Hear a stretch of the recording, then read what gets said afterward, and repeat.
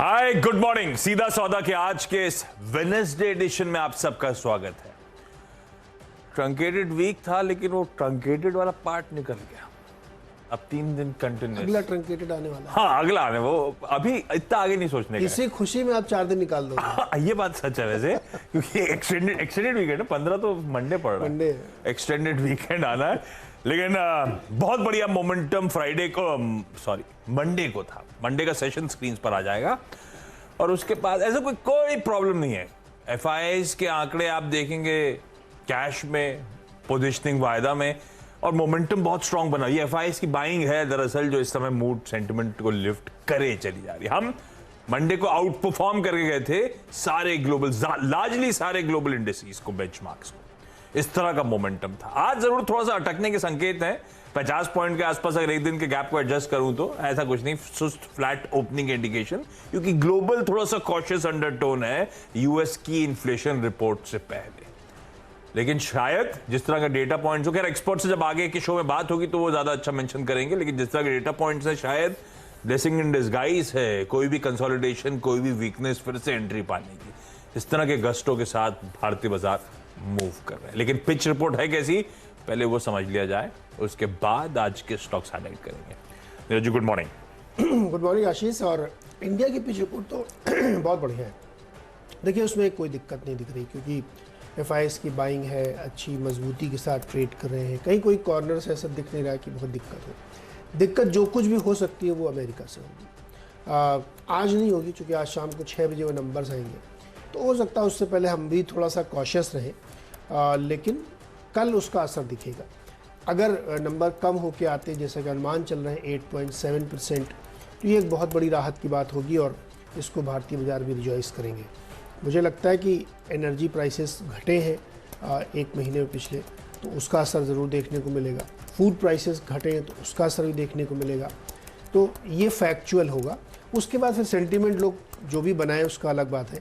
हाँ, अगर कोई नेगेटिव सरप्राइज आ गया, इवन 9.1% भी आ गया ये, या 8.7 से ऊपर आता है जो कि अनुमान से ज़्यादा होगा, तो दिक्कत हो सकती है। क्योंकि पिछले 12 महीने में 11 बार जब भी इस तरह के नंबर्स आए उस दिन S&P यूएस में अच्छी खासी गिरावट हुई है। तो लेकिन अब ये सब चीज़ें भविष्य के क्या आता क्या नहीं आता इस पर नज़र रखनी पड़ेगी। लेकिन हाँ, आज के लिए कह सकता हूँ कि बहुत ज़्यादा ऐसी दिक्कत चिंता की बात है नहीं। अब देखते हैं नंबर क्या निकल के आते हैं। उसके अलावा जो महंगाई का खतरा है वो बना हुआ है, उसमें कोई फ़र्क नहीं है। यूके का भी मैं पढ़ रहा था, आपको पता उनके यहाँ का एनर्जी बिल कितना हो रहा है एक घर का? 4 लाख रुपए साल का, महीने के निकाल लीजिए आप। तो हमारा रुपया और उनके डॉलर में फर्क है ना, हमारा भी कैलकुलेट करके तो हम नहीं यूके की बात करो तो रुपए, अच्छा यूके की $5,000 का खर्चा हो रहा है। आप रुपए में निकालिए 4 लाख रुपए में साल के। 4 लाख में 12 96 8 चौक 32 35,000 रुपये आप खर्च करते हैं क्या बिजली और पेट्रोल इन सब? हाँ लेकिन इतना तो नहीं, लेकिन हमारे हिसाब से भी बहुत ज्यादा है। और घर जाके सब एसी पंखे लाइट बंद करता हूँ। तो महंगाई का खतरा है, लेकिन हो सकता है ग्रीन शूट्स दिखे, नंबर नीचे आना शुरू। यूरोप में तो नहीं हो रहे हैं, यूरोप में बिल्कुल नीचे नहीं आ रहे, यूएस में नीचे आ रहे हैं, तो हो सकता है कि उसका असर दिखे। तो इसलिए आज चिंता करने की जरूरत नहीं है। माहौल तेजी का, माहौल तेजी का, ठीक है। ये जैसे नंबर्स आए, जैसे रिजल्ट्स आएंगे। हम लोग आजकल बैड न्यूज को भी अपनी स्ट्राइड में ले रहे हैं, इस तरह का इक्विटी का रुझान हो गया है। ये चिंता की बात है अभी, लेकिन मोमेंटम के लिए पॉजिटिव है। हम लोग जैसे जब मूड अच्छा होता है ना तो खराब रिजल्ट भी अच्छे लगते हैं, और जब बुरा मूड होता है तो अच्छे रिजल्ट भी खराब। हाँ ये है, इसमें थोड़ा फर्क करना चाहिए। हाँ तो भाई ये है आज की कहानी, ठीक है। अब जरा स्टॉक स्पेसिफिक मूव्स की शुरुआत कर देते हैं। क्या क्या रडार पे वो हाईलाइट कर देता हूं। सबसे पहले स्क्रीन पे खोलिएगा टाटा केमिकल्स का स्टॉक। सबसे पहले इसलिए रखा है इसको क्योंकि वाकई बहुत स्ट्रांग परफॉर्मेंस, बहुत स्ट्रांग आउट परफॉर्मेंस डिलीवर करके दिया। इसको ग्रीन लेके चल रहा हूं। साल का चार्ट भी खोलिएगा, ऐसा नहीं कि ठंडा पड़ा हुआ स्टॉक है, मोमेंटम स्ट्रांग है। पर एक अच्छी, बाकी सब रिजल्ट्स में क्या था, बेस कम था, रिजल्ट अच्छे दिख रहे थे। यहां पे बेस भी हाई था और उस पर गजब की परफॉर्मेंस है। पर ये स्टॉक चला बहुत है, लेकिन उसके बावजूद क्लियर कट है कि आज भी चलेगा। आय में 34% का जंप, इबीटा 69% इंप्रूव होता हुआ, और इंप्रूवमेंट देखिए कैसा, 789 करोड़ रुपए, 790, 800 करोड़ रुपए स्ट्रीट एक्सपेक्टेशन थी। 1015 करोड़ रुपए का इबीटा डिलीवर करा उसी टॉप लाइन पे जो स्ट्रीट एक्सपेक्ट कर रही थी। तो मार्जिन्स 20% से बढ़कर 25.5%, यही 20% पे रहेंगे स्ट्रीट एक्सपेक्टेशन थी। 500 बेसिस पॉइंट स्ट्रीट की एक्सपेक्टेशन से ज्यादा मार्जिन्स आए। इसलिए कुछ देर पहले भाईती साहब, आपको याद होगा मॉर्निंग कॉल में टेक्निकल चार्ट्स पे मेंशन कर रहे थे, टेक्नो फंडा कॉल, वाकई नंबर स्ट्रॉन्ग है। मुनाफा 87% का जंप, 450 करोड़ रुपए स्ट्रीट एक्सपेक्टेशन, 650 करोड़ रुपए मुनाफा आता हुआ। और soda ash demand robust across geographies. Input cost, energy cost elevated होने के बावजूद इस तरह के मार्जिन परफॉर्मेंस, चाहे वो इंडिया बिजनेस हो, यूएस बिजनेस हो, यूके हो, केन्या हो, फायरिंग ऑन ऑल सिलेंडर्स। इसीलिए इसको ग्रीन रख के जा रहा हूं। इस तरह के नंबर्स हैं सोडा ऐश के बिजनेस के कि इसके पीयर सेट जो लिस्टेड है सोडा ऐश में, उनको टीम में नहीं रखा है मैंने, लेकिन उन सबको भी रडार पे रह सकते हैं चाहे तो आप। एक प्रोमिनेंट कंपनी है इंडियन होटल्स, बहुत चला हुआ है, ईयर हाइस पे बैठा हुआ है, पर ईयर हाइस के आसपास आके ना एक कंसोलिडेट कर रहा है, फॉल सिग्नल्स देता है कि अब वापस तेजी, लेकिन वो और उस रेंज के ऐसे नहीं है कि वहां से सिंक कर गया, टॉप एंड के आसपास बाबा उस रेंज को चैलेंज भी कर रहा है। उस चार्ट भी स्क्रीन पर आ जाएंगी साल भर की। इंडियन होटल्स बढ़िया है और बढ़िया फाइनेंशियल्स डिलीवर करके दे दिए, चाहे वो रेवेन्यूज हो, चाहे वो इबीटा हो, चाहे वो पैट हो, कुछ सालों के हायर लेवल्स पे पहुंचता हुआ नजर आएगा। अब इसमें तो खैर लो बेस था, होटल्स एक साल पहले तस्वीर अलग थी, आज तो खैर मॉनसून हो कुछ हो, होटल छप्पर फाड़ के बिजनेस कर रहे हैं, आरपूस बढ़े चले जा रहे हैं, ऑक्यूपेंसीज बढ़ी चली जा रही हैं, बढ़िया स्टेट पे है पूरी इंडस्ट्री। क्यू ऑन क्यू भी, लेकिन ध्यान रखिएगा ग्रोथ अच्छी थी, और क्योंकि वो पैसा रेस किया था बीच में, आपको याद होगा, डेट रिड्यूस करने के लिए, फाइनेंस कॉस्ट कई तिमाहियों के लोज पे पहुंच गई, तो सारा पर्कुलेट होकर प्रॉफिटेबिलिटी पे आता हुआ, बैलेंस शीट स्ट्रॉन्गर सेट पे, फाइनेंशियल स्ट्रांग होते हुए, इंडस्ट्री की टेलविंड्स बहुत स्ट्रांग, और इस देश की सबसे मार्की प्रॉपर्टीज ओन करने वाली कंपनी आपकी स्क्रीन पर, ताज। मुझे लगता है इसको रखिए रडार पे, नतीजे तो अच्छे हैं। ओके, वाह ताज टाइप से। आईजीएल, अच्छा एमजीएल के नंबर्स अच्छे थे, उस पर हमने रिएक्ट किया था, मेरे ख्याल से मंडे को ही वो नंबर्स पे रिएक्शन कर रहे थे शायद हम लोग। एमजीएल और पेट्रोनेट एलएनजी के नंबर्स, एमजीएल नंबर्स अच्छे थे, उसका रब ऑफ मिला था, इसको भी 1.5% उछला, पर इसके खुद के नंबर्स भी इंद्रप्रस्था गैस के अहेड ऑफ स्ट्रीट एस्टिमेट्स हैं। वॉल्यूम्स 7.9 MMSCMD पर ये लार्जली स्ट्रीट एक्सपेक्ट करके चल रहा था, पर जो नहीं एक्सपेक्ट कर रहा था वो इसके ऑपरेशनल परफॉर्मेंस है। इबीटा पर एससीएम 7.6 पर एस्टिमेट्स थे, 8.6 पे लेकर आ गए। तो अब मैं नंबर समझाता हूं। आय 33% क्यू ऑन क्यू बढ़ी, इबीटा 23% बढ़ा, मार्जिन 16.5 की एक्सपेक्टेशन के सामने 19.25% पे पहुंच गए, और प्योरली वो हायर रियलाइजेशंस हैं, जो गैस कॉस्ट जो बढ़ी थी पास ऑन कर दिया, कोई दिक्कत नहीं हुई, इसीलिए ऑपरेशनली एक्सपेक्टेशन से ज्यादा बेहतर परफॉर्मेंस आपकी स्क्रीन पर। आईजीएल भी आज का इन ग्रीन परफॉर्मर। ओके, नतीजों पे ही फोकस है, और कुछ टेक्सटाइल कंपनीज के नतीजे वीक दिख रहे हैं। सीआरएम सिल्क मिल्स पे देखिए नंबर इनके, जो क्वार्टर नंबर है उसमें करीब 36% की गिरावट आई है, 399 करोड़ है। एबिटा में 56% की गिरावट आई है, 52 करोड़ पे आया है, और मार्जिन 19 से घट के 13% है, और मुनाफा 62% घट के 31 करोड़ है। साल दर साल नहीं कंपेयर कर रहा हूँ क्योंकि वो वाला वॉश्ड आउट क्वार्टर था, इसलिए क्वार्टर नंबर वीक दिख रहे हैं, और वैसे भी टेक्सटाइल कंपनीज के लिए इनपुट कॉस्ट लगातार मुश्किल पैदा कर रही है, तो यहाँ पे ध्यान रखिए, रेड भी ट्रेड कर सकता है। ट्राइडेंट एक और टेक्सटाइल कंपनी, इसके भी नंबर काफ़ी कमज़ोर है। यहाँ पे क्वार्टर देखेंगे तो 15% रेवेन्यू में गिरा है, 48% एबिट गिरा है, और मार्जिन 21 से घट के 9% रह गए हैं, तो यहाँ पे भी दिक्कत देखने को मिली, रेड में ट्रेड कर सकता है। लक्स इंडस्ट्रीज़, ये भी एक टेक्सटाइल कंपनी है, और नंबर इनके भी काफ़ी कमज़ोर आए हैं। रेवेन्यूज़ जो है अगर आप इनके तिमाही दर तिमाही देखेंगे तो दिक्कत में है, मुनाफा 22% गिरा है, 50% आया, मार्जिन 21 से घट के 13% पे आ गए हैं, एबिटा में 14% की कमज़ोरी, लगातार वीक नंबर्स दिख रहे हैं, तो मुझे लगता है कि ये सब रेड में रहने चाहिए आज। वैसे मैंने भी बहुत सारे अच्छे नंबर्स को डंप किया, मतलब टीम में नहीं लिया। कुछ जो आपने कहा था ना, कैरिड अवे नहीं होना है, कुछ लाल के लड़का मैंने रख के जैसे भैया मैं तो वैसे ही कह रहा हूं। अदरवाइज नहीं थे, दोनों तरह के। मेरे पास 10 के 10 ऐसे थे जो हरे रख सकता था मैं, पता नहीं क्यों 6 के बाद मैंने रोक दिया। तो आखिरी के 4-10 लाल वाले। अदरवाइज आज इंडिया का परफॉर्मेंस बहुत अच्छा आ रहा है, ये फैक्ट रखा है। लास्ट लेग में आमतौर पर इंडिया का परफॉर्मेंस गड़बड़ाता था, इस बार ऐसा हो नहीं रहा है, ये अच्छी बात है। क्योंकि आप कुछ देर बाद हजता जब जुड़ेंगी तब सारे नंबर्स एनालाइज होंगे, तब आपको समझ में आएगा गुड बैड अगली का हाल। अच्छा, अगला स्टॉक जो है वो है ऊनो मिंडा। ऊनो मिंडा मेरे ख्याल से मिंडा कॉर्पोरेशन का नाम बदला है, तो उनकी जो पेरेंट कंपनी थी उससे नाम बन गया। अब ऊनो मिंडा वैसे चला बहुत है। अब ऊनो मिंडा चला है कि ऑटो एज अ स्पेस चल गया है, ऐसे भी देखना चाहिए। साल का चार्ट खोलिएगा तो नजर आएगा पिछले 1-2 महीने की बढ़िया मूव्स, पर अभी भी 650 के साल के हाई से ऑफ हाई स्ट्रेट करता हुआ नजर आएगा। पर चला इसीलिए क्योंकि स्ट्रीट का कॉन्फिडेंस और ऑटो स्पेस पे रह के over a period of time बड़ा है। ऊनो मिंडा आज लेकिन मेंशन करने की वजह बढ़िया नंबर्स जो डिलीवर करे, और उसमें मुझे अच्छा क्या लगा, मार्जिन्स एक्सपेंशन। अब साल के चार्ट भी दिखाते रहिए स्क्रीन पे। आय में साल दर साल 59% का जंप, 146 करोड़ का इबीटा बढ़कर 265 करोड़। तो हुआ क्या, 9 पॉइंट, ये कब का है, ये ऊनो मिंडा में, ये मिंडा ये ऐसा खड़ा हुआ गिर गया। ऊनो मिंडा में ऐसी इमारत बनी हुई है, ये ऐसी तो इमारत बन नहीं सकती। बुर्ज खलीफा 970 दिखा रहा है, नहीं साल का, ये 6.5 कुछ गड़बड़ है। छोड़ दीजिए इसको, ये कंफ्यूजन कर रहा है। 650, हाँ 625 के ऊपर गए ही नहीं साल का हाई एडजस्टेड, तो ये शायद एडजस्टमेंट नहीं प्ले आउट हुआ इस पे, स्क्रीन पे इसे छोड़ देते हैं। नंबर्स बताता हूं। आय 59%, इबीटा बढ़ा 9.15% से 10.4%, 1.25% बढ़ गया भाई।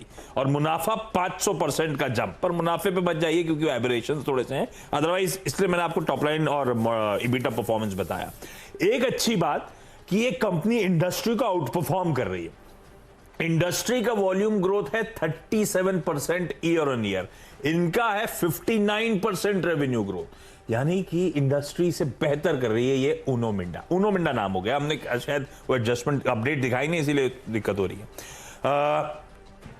फायदा कहां से मिल रहा है, सप्लाई साइड कॉन्स्ट्रेंट्स इन्होंने ईज करे। दूसरी अच्छी बात, ईवीज, जो ईवीज ओईएम्स जो है उनसे एनुअल पीक रेवेन्यूज अब 470 करोड़ के एक क्लॉक कर रहे हैं। टिल डेट करीब 1000 करोड़ रुपए के ईवी स्पेस से ऑर्डर मिल गए। इसको रखिए ऊनो मिंडा को रडार पे, नंबर्स अच्छे और ये सारे इंटरनल सुन के अच्छे लग रहे हैं। केमकॉन स्पेशलिटी स्ट्रॉन्ग सेट है, इसीलिए मेंशन कर रहा हूं।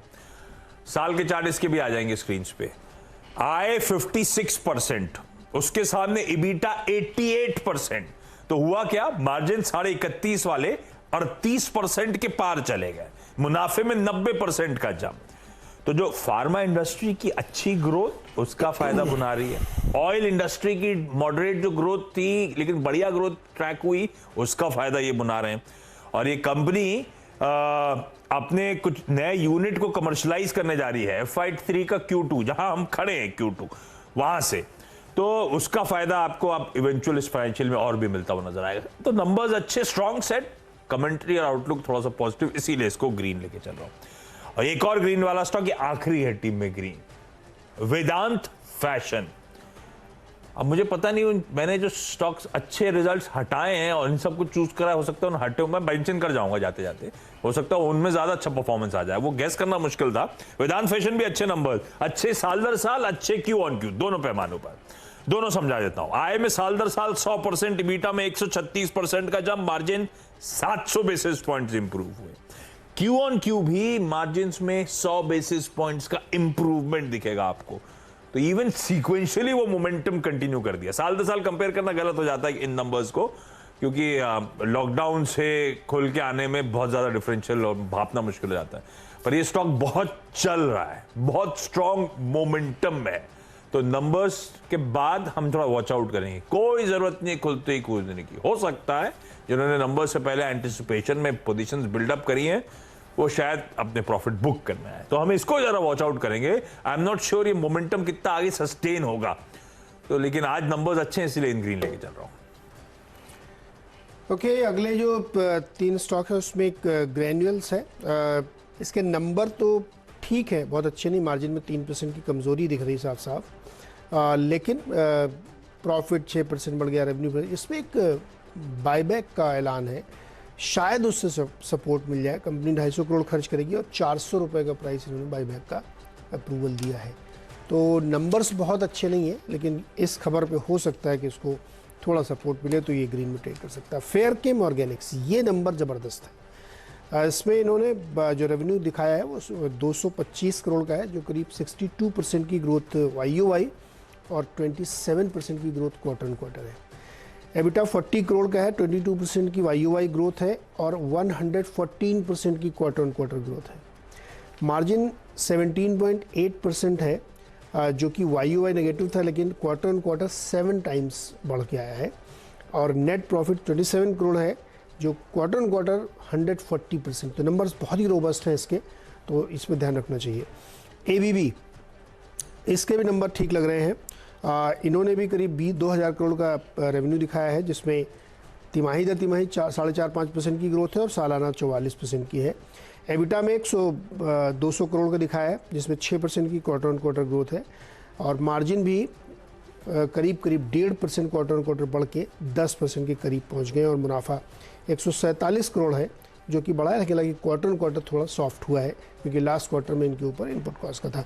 तो मुझे नंबर यहाँ पे बेहतर लग रहा है, हालांकि स्टॉक लाइफ हाई पे खड़ा है, इसलिए आपको बहुत ध्यान रखना चाहिए। ABB और सीमेंस दोनों की कहानी है कि स्टॉक ऑल टाइम हाइस पे है, तो वो ध्यान रख सकते हैं आप। चलिए 6 हो गए, छोटा सा ब्रेक के बाद अगले 4 स्टॉक्स।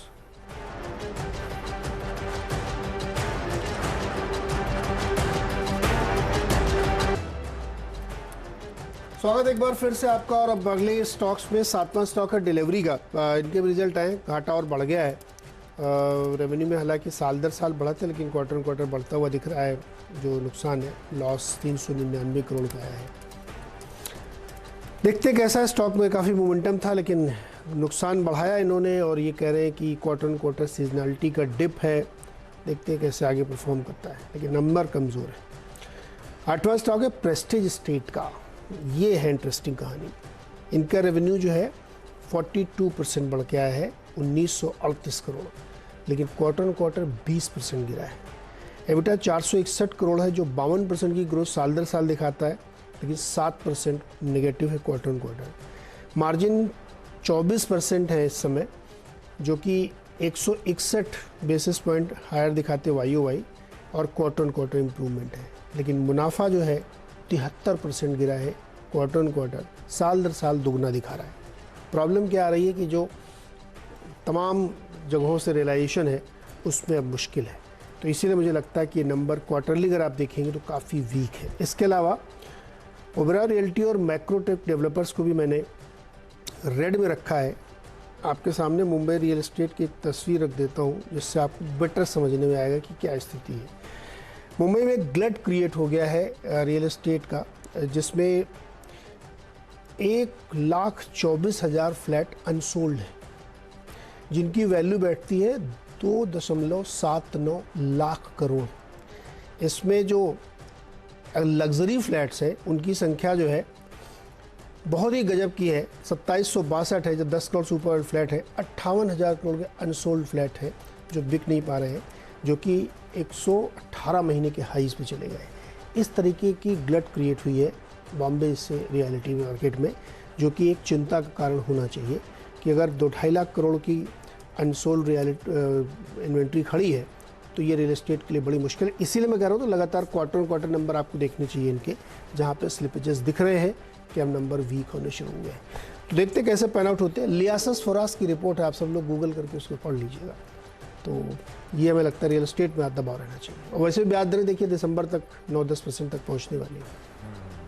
भाई रखिए फिर ये सब, ये सस्ता जाएगा मतलब बहुत अच्छा मौका है, सस्ता हो जाएगा। करते हैं नहीं, आज तक करे नहीं कभी सस्ता। 2000 कहने के लिए बोल देते हमने बहुत टाइम से दाम नहीं बढ़ा है, सस्ता तो नहीं किया। टाइम करेक्शन 10-10 साल में लिया, 100 रुपये बढ़े खाली दाम।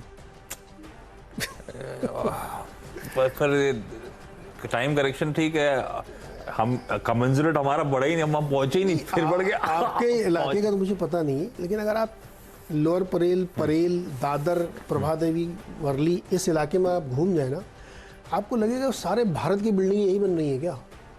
हर तीसरी बिल्डिंग में एक टावर खड़ा हो रहा है, 100 मंजिल, 60 मंजिल, 70 मंजिल, और इस इलाके के रेट तो आपको पता ही है। ये अपना ना वो एक ईस्टर्न फ्रीवे बना, अब मुंबई वाले समझेंगे, बाकी लोग बोलेंगे पता नहीं क्या टाइम पास कर रहे हैं, लेकिन एक ईस्टर्न फ्रीवे बना हुआ है यहाँ पे, पूरी एलिवेटेड कॉरिडोर बनी है सी के साइड से।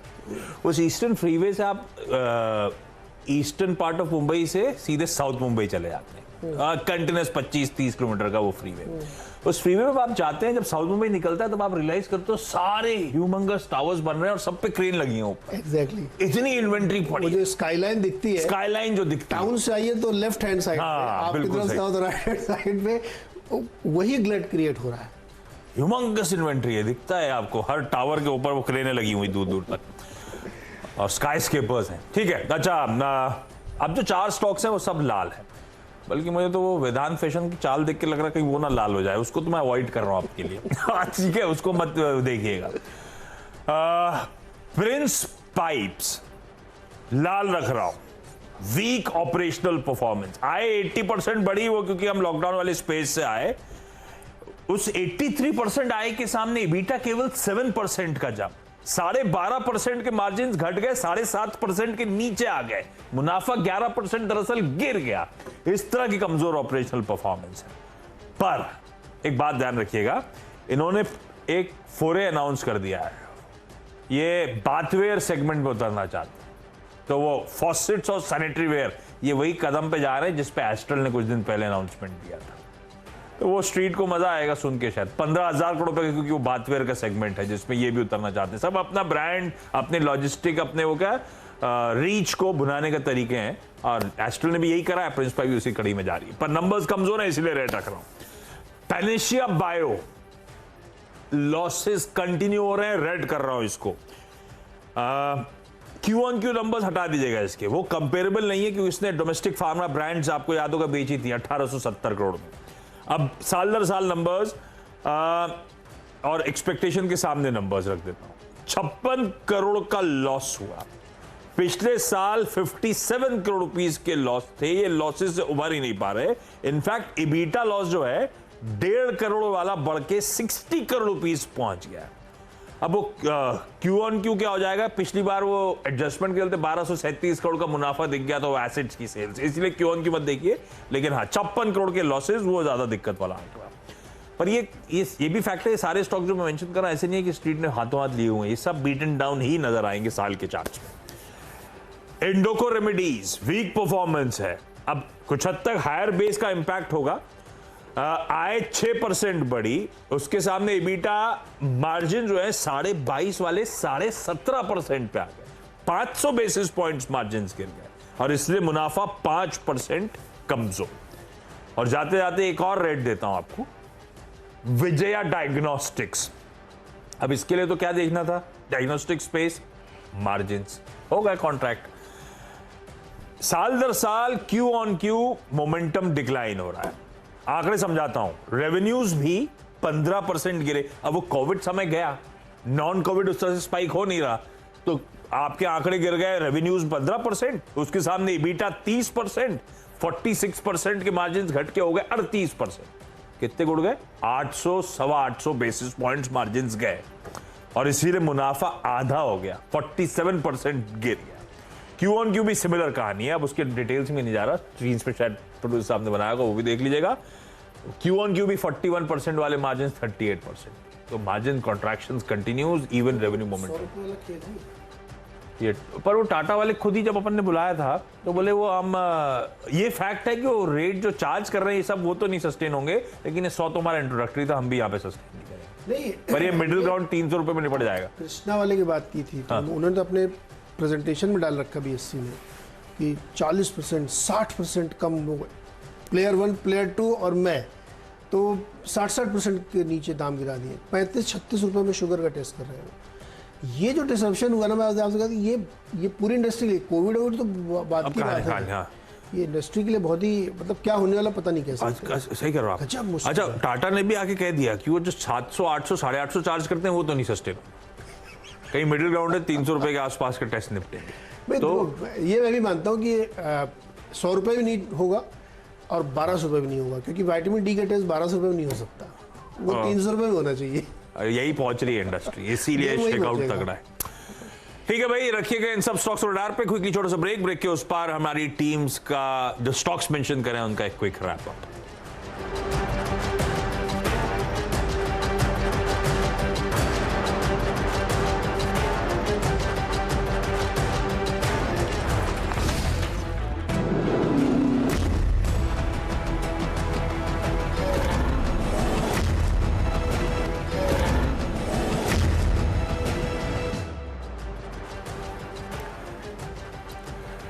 चलिए, ब्रेक के बाद आपका स्वागत है। मेरी 10 की टीम क्विकली आप लोगों की स्क्रीन पर आएगी। 6 green, 4 in red. Tata chemicals, Indian hotels, IGL, Uno Minda, Chemcon speciality अच्छे नंबर्स के चलते हैं। वेदांत फैशन के नंबर्स अच्छे हैं पर स्टॉक ने बहुत उछाल दिखा दिया, इसको अवॉइड करेंगे।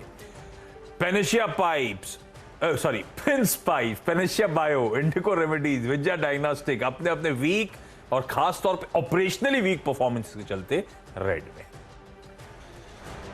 ओके, नतीजों पे फोकस है और रेड वाले थोड़े ज़्यादा हो गए, लेकिन ठीक है। उसमें सियाराम मिल्क, जो ट्राइडेंट है, लक्स इंडस्ट्रीज़ है, नतीजे काफ़ी कमज़ोर हैं। वैसे ही आप देखिए तो डिलीवरी के नतीजे काफ़ी कमज़ोर हैं। ग्रैनुअल्स के नतीजे ओके टाइप के हैं, लेकिन बाईबैक का सपोर्ट हो सकता है। फाइन केम ऑर्गेनिक्स के नंबर स्टेलर परफॉर्मेंस, बहुत ही बड़े नंबर, चाहे क्वार्टरली देखिए चाहे ईयरली देखिए। और एबीबी के नंबर भी अच्छे हैं यहाँ पे, लेकिन स्टॉक चूंकि 52 वीक हाई पे, इसलिए ध्यान रखिएगा। यहाँ पे बहुत ही कमज़ोर नंबर है प्रेस्टीज एस्टेट के और रियल एस्टेट की। जो तमाम रिपोर्ट्स आ रही हैं उसमें ऐसा बताया जा रहा है कि अनसोल्ड इन्वेंट्री बहुत बड़ी खड़ी कर दी है इन लोगों ने, जो कि आगे दिक्कत पैदा करेगी। इसलिए हमें लगता है उसका असर पूरे रियल एस्टेट पर पड़े, खासतौर पर लग्जरी रियल एस्टेट में 60-70 हज़ार करोड़ की अनसोल्ड इन्वेंट्री खड़ी हो गई, मतलब 10 करोड़ से ऊपर वाले फ्लैट की। तो उसके लिए हमें लगता है काफ़ी मुश्किल होगा। इसलिए मैक्रोटेक, ओबेरॉय, जो बड़े बड़े महंगे मकान बनाते हैं उनके लिए मुश्किल होगी। और दूसरा ब्याज दरें बढ़ रही, तो हमें लगता है पूरा रियल एस्टेट सेक्टर प्रेशर में रहना चाहिए।